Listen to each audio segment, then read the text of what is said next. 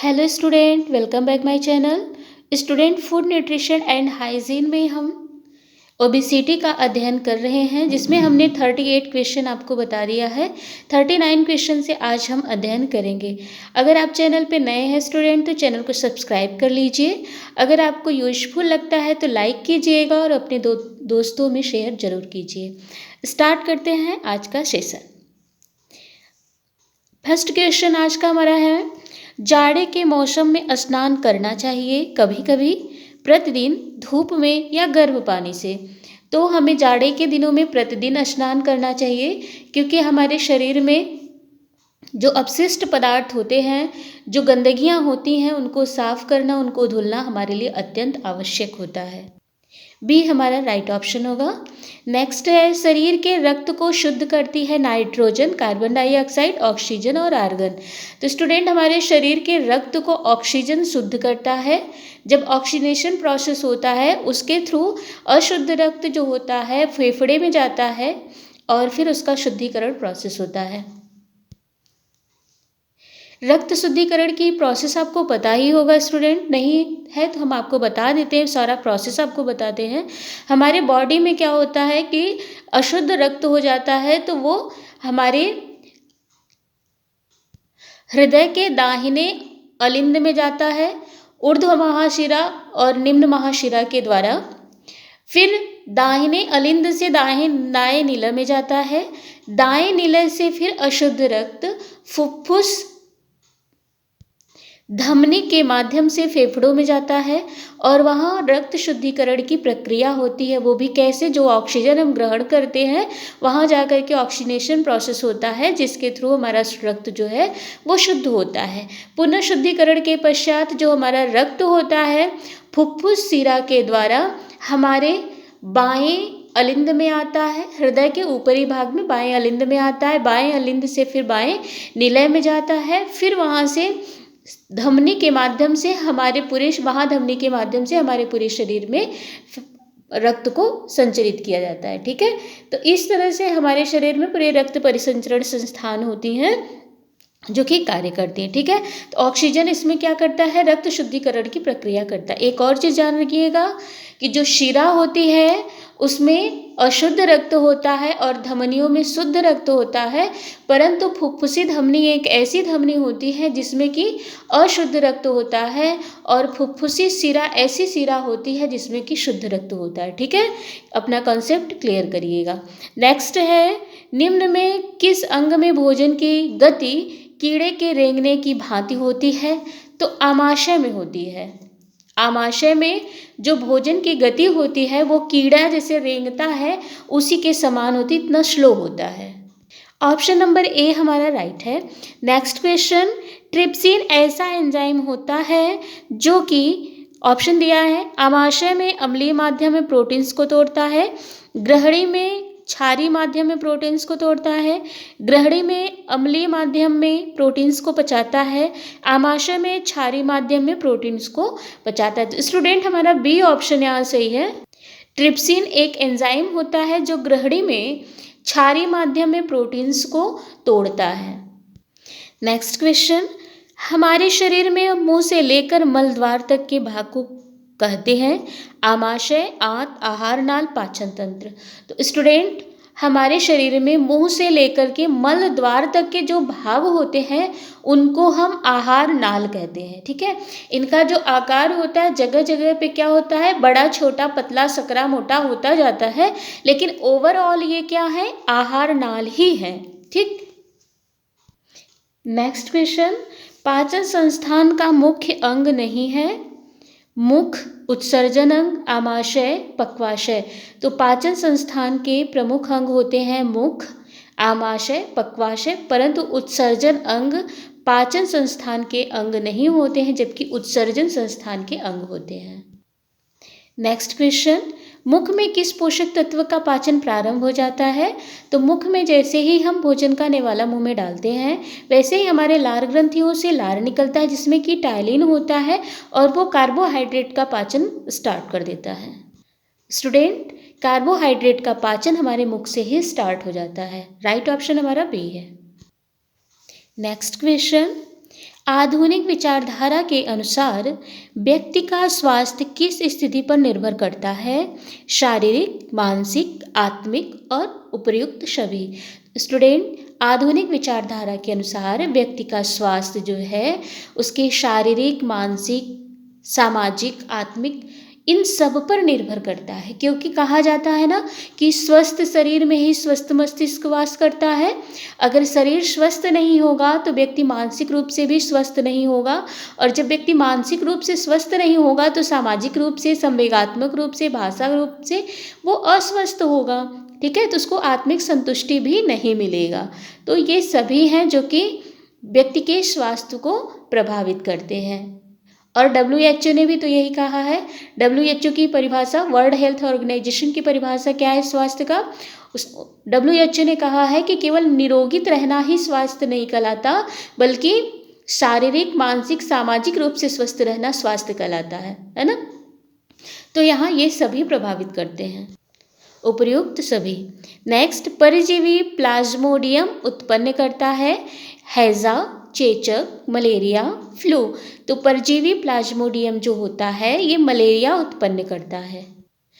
Malaria आपको पता ही है कि मच्छर के काटने से फैलने वाला रोग है। ठीक, तो सी ऑप्शन हमारा सही है।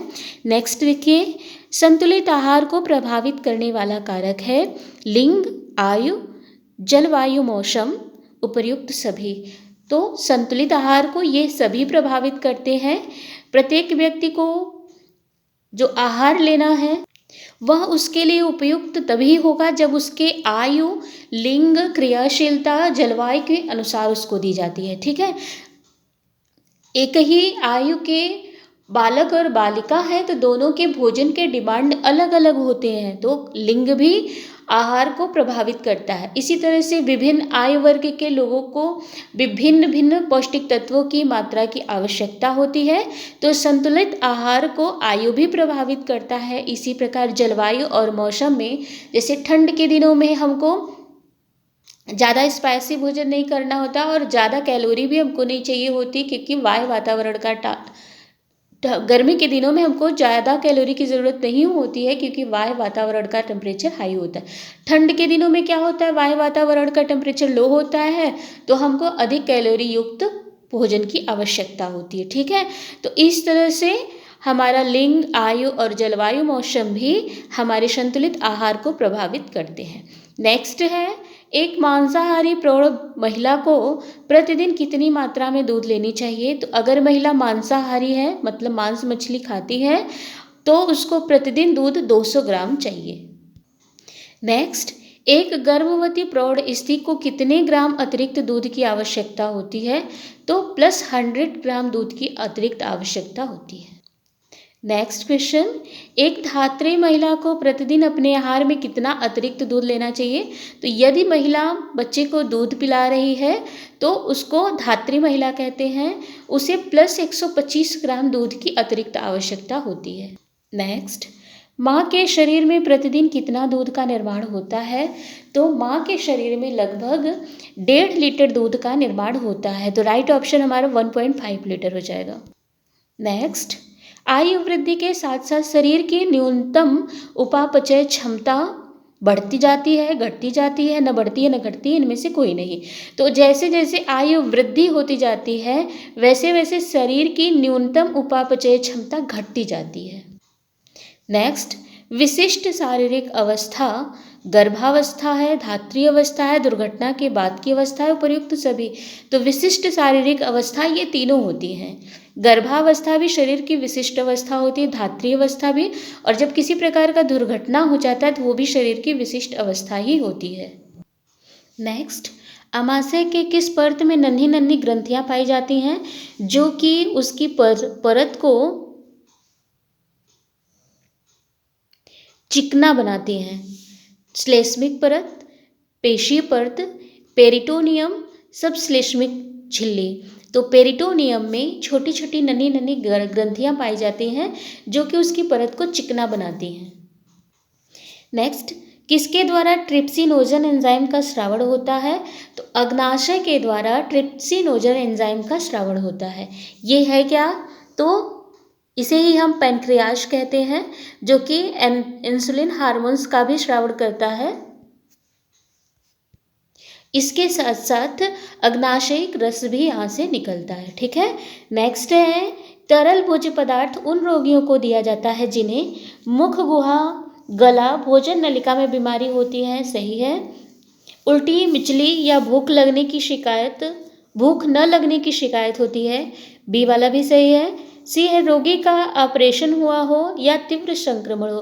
तो इन सभी अवस्थाओं में ना तरल भोज्य पदार्थ दिया जाता है। ठीक है, लिक्विड फॉर्म में। डी हमारा राइट ऑप्शन है। नेक्स्ट, पीलिया, यारिमिया जैसे रोग में प्रोटीन किस मात्रा में देना चाहिए? तो पीलिया जैसे रोगों में कम मात्रा में प्रोटीन की ज़रूरत होती है। नेक्स्ट, निम्नलिखित में से किसे खराब कोलेस्ट्रॉल के नाम से जानते हैं? तो LDL जो होता है इसको हम खराब कोलेस्ट्रॉल के नाम से जानते हैं। नेक्स्ट, शरीर में ऊर्जा का उत्पादन होता है कुछ विशेष अंगों में, मस्तिष्क में, पूरे शरीर में, मांसपेशियों में। तो ऊर्जा का उत्पादन पूरे शरीर में होता है। नेक्स्ट, शरीर की किस स्थिति में शरीर का भार आवश्यकता से 20% बढ़ जाता है? मोटापा, न्यून भार, अल्प भार, अधिक भार। तो आवश्यकता से 20% जब भार बढ़ जाता है तो इसे अधिक भार कहते हैं। नेक्स्ट क्वेश्चन, एथेरोस्क्लेरोसिस के खतरे को कम करने के लिए LDL तथा HDL की मात्रा होनी चाहिए। LDL 200 mg% से नीचे तथा HDL 4 mg% से नीचे। यही हमारा राइट ऑप्शन है। और ऑप्शन क्या दिया है? LDL 240 mg से नीचे, HDL 40। तो ये भी गलत है। LDL 200 mg से नीचे तथा HDL 40 mg से ऊपर, ये भी गलत है। LDL 240 mg से नीचे तथा HDL 50 mg से ऊपर। तो राइट ऑप्शन हमारा ए है। नेक्स्ट, मोटे व्यक्ति को आहार में नहीं लेना चाहिए। तो वसा मोटे व्यक्ति को आहार में नहीं लेना चाहिए। राइट ऑप्शन हमारा ए होगा। अब स्टूडेंट हम कब्ज से संबंधित क्वेश्चन देखेंगे। कब्ज क्या होता है और कब्ज के समय हमको कौन सा आहार लेना चाहिए और कौन सा आहार नहीं लेना चाहिए। तो कब्ज में हम पढ़ेंगे अगला टॉपिक। पहला क्वेश्चन है हमारा कि कब्ज शब्द का अर्थ क्या होता है। आपको पता है कब्ज शब्द का तात्पर्य होता है एक साथ दबना। ऑप्शन क्या क्या दिया है? एक साथ दबना, दर्द करना, मूर्छा आना, बीमार होना। तो कब्ज शब्द का अर्थ है एक साथ दबना। नेक्स्ट, कब्ज के लक्षण हैं पेट व पीठ में दर्द, सिर में दर्द, ज्वर। तो ये सभी जो है कब्ज के लक्षण होते हैं। पेट पीठ में भी दर्द होता है, सिर में भी दर्द होता है और बुखार भी आता है। तो उपयुक्त सभी हल्के फीवर होते हैं। ठीक है, ये सब क्या है? कब्ज के लक्षण हैं। नेक्स्ट क्वेश्चन, निम्न में कब्ज का लक्षण नहीं है जीभ पर सफ़ेद पदार्थ का जमना। ये लक्षण है। सांस में परेशानी, कब्ज में सांस लेने में थोड़ी सी प्रॉब्लम आ जाती है। हृदय धड़कन का धीमा होना, ऐसा कुछ नहीं होता। मानसिक परेशानी होती, कब्ज में व्यक्ति मानसिक रूप से स्वस्थ नहीं होता, उसको बेचैनी होती है। तो यहाँ कब्ज का लक्षण नहीं है क्या? हृदय धड़कन का धीमा होना, ये कब्ज का लक्षण नहीं है। ठीक है, नेक्स्ट है कब्ज किस आयु के लोगों को होता है? मध्यम आयु की महिला को, कम क्रियाशील व्यक्ति को, बिस्तर पर लेटे रहने वाले व्यक्ति को। एक बार फिर से देखिए, कब्ज किस आयु के लोगों को होता है? तो मध्यम आयु की जो महिलाएं होती हैं उनको भी कब्ज देखने को मिलता है, और जो कम क्रियाशील होती हैं और बिस्तर पे जो ज़्यादा लेटे रहते हैं, क्रियाशील नहीं होते हैं, उनको भी कब्ज देखने को मिलता है। तो प्रयुक्त सभी। नेक्स्ट, कब्ज का प्रकार है एटानिक कब्ज, स्पास्टिक कब्ज, अवरोधात्मक कब्ज। तो स्टूडेंट ये सभी जो हैं ये कब्ज के प्रकार हैं। नेक्स्ट, एटॉनिक कब्ज स्पेस देखा जाता है वृद्धों में, मोटे व्यक्तियों में, गर्भावस्था में। उपयुक्त सभी। तो एटॉनिक कब्ज जो होता है वृद्ध में और जो मोटे व्यक्ति होते हैं उनमें और गर्भवती महिलाओं में देखने को मिलता है। ठीक है, नेक्स्ट क्वेश्चन, एटानिक कब्ज का कारण क्या है? तो भोजन संबंधी गलत आदत, मतलब नियमित रूप से सही समय पे नियमित रूप में भोजन न लेना। मल उत्सर्जन की अनियमितता, मतलब नियमित समय पे मल उत्सर्जन न करना। और सोने में अनियमितता, सही समय पे न सोना। देखिए, कोई भी कार्य अगर आप नियमित रूप से करते हैं तो वो फंक्शन बहुत अच्छे ढंग से होगा, पर अगर आप अनियमितता रखते हैं तो फंक्शन में गड़बड़ी होना निश्चित है। तो राइट ऑप्शन हमारा डी है। नेक्स्ट है नेक्स्ट क्वेश्चन, किसे आलसी आंत कब्ज कहा जाता है? एटॉनिक कब्ज को, स्पाइटिक कब्ज को, अवरोधात्मक कब्ज को, इनमें से किसी को नहीं। तो एटॉनिक कब्ज जो होता है उसे ही हम आलसी आंत कब्ज भी कहते हैं। ऑप्शन ए हमारा राइट है। नेक्स्ट, मानसिक बोझ तनाव होने का कारण है। मानसिक बोझ तनाव होने का क्या कारण है? अत्यधिक चाय पीने से, कॉफ़ी पीने से, तंबाकू का सेवन करने, तो उपयुक्त सभी, तो इन सभी से है। मानसिक बोझ तनाव होने का ये सभी कारण है। ठीक है। नेक्स्ट, स्पास्टिक कब्ज का संभावित कारण है। जलन उत्पन्न करने वाले भोज्य पदार्थों का अधिक सेवन, जुलाब की अत्यधिक मात्रा का प्रयोग, मानसिक बोझ तनाव, उपर्युक्त सभी। तो ये सभी जो होते हैं स्पास्टिक कब्ज का कारण होता है। नेक्स्ट क्वेश्चन, निम्न में कौन कब्ज का लक्षण नहीं है? पेट में गैस बनना, ये तो कब्ज का लक्षण ही है। शरीर का तापमान बढ़ना, अभी अभी हमने बताया कि फीवर हो जाता है। कार्य करने में रुचि, सिर दर्द भी होता है, हल्का फीवर भी हो जाता है और पेट में गैस भी बनता है, परंतु कार्य करने में रुचि नहीं होता बल्कि अरुचि होता है। तो राइट ऑप्शन हमारा सी होगा, क्योंकि प्रश्न क्या पूछा है? कब्ज का लक्षण नहीं है, तो कार्य करने में रुचि कहाँ होगी? अगर कब्ज बना हुआ है, पेट साफ ही नहीं हो रहा है, तो आप मानसिक रूप से स्वस्थ कहाँ होंगे कि आपको कार्य करने में इंटरेस्ट होगा। ठीक है स्टूडेंट, तो आज हम इतना क्वेश्चन सॉल्व किए। नेक्स्ट वीडियो में हम आगे का करेंगे। अब हमारा लगभग सिलेबस कंप्लीट होने को है। अगर आप चैनल पे नए हैं, वे प्रीवियस वीडियो नहीं देखे हैं, तो प्लेलिस्ट में जा कर के प्रीवियस वीडियो देख लीजिए सारे, और आप अपने डाउट को क्लियर कर लीजिए। सारे के सारे हम आपको नोट्स दे दिए हैं, सारे क्वेश्चन एमसीक्यू रूप में हमने करा दिया, और इसी तरह से आपका आता भी है एग्ज़ाम में, तो आप देख लीजिए। Thank you.